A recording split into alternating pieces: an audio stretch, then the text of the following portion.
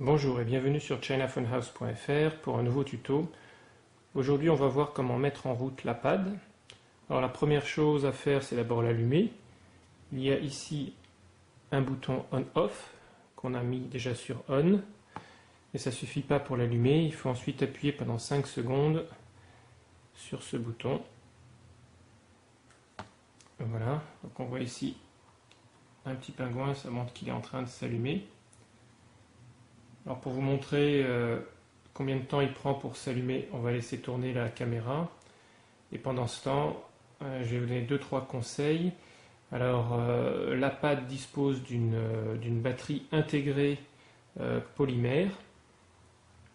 Donc c'est une batterie de bonne capacité, mais elles ont un petit inconvénient. Donc il ne faut surtout pas charger la tablette avec un autre type de chargeur que celui fourni d'origine. Et il ne faut pas non plus laisser la tablette complètement déchargée. Donc voilà, la tablette est maintenant chargée. Alors ici, il y a un petit va-et-vient qui permet d'un côté de retourner en arrière et de l'autre d'aller au menu principal. Donc on va d'abord ici débloquer la tablette. Voilà, donc elle est débloquée.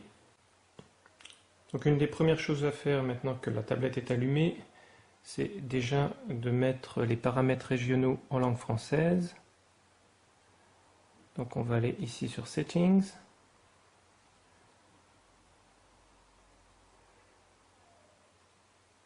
Ici sur Locate and Text, Set Language, voilà. Ici sur Select Location.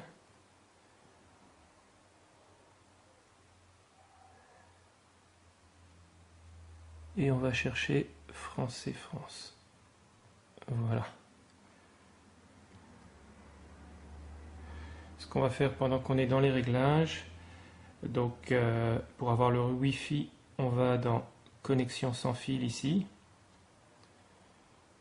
Alors ici il faut allumer donc le Wi-Fi, donc là le Wi-Fi est déjà allumé. Et ensuite il faut aller ici dans Paramètres.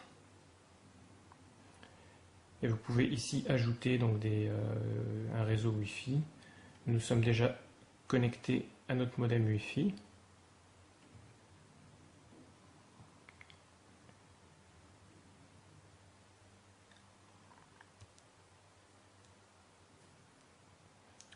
On voit que maintenant c'est en français. Par contre, quand on tape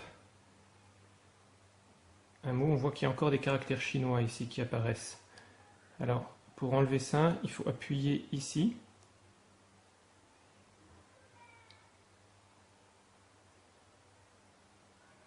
Et mode de saisie, le mettre clavier Android ici en français. Et voilà. Donc on a maintenant un clavier, c'est-à-dire que si on tape, par exemple, W,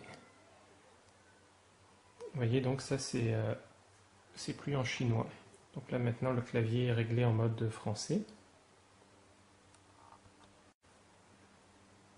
Alors ce qu'on peut faire aussi, c'est rajouter des widgets. Donc ici, c'est une touche soft menu. Voilà. Et ici par exemple, on a un ajouter. Et là on peut ajouter différents widgets.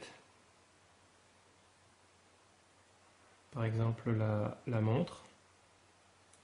Voilà. Et on peut la déplacer.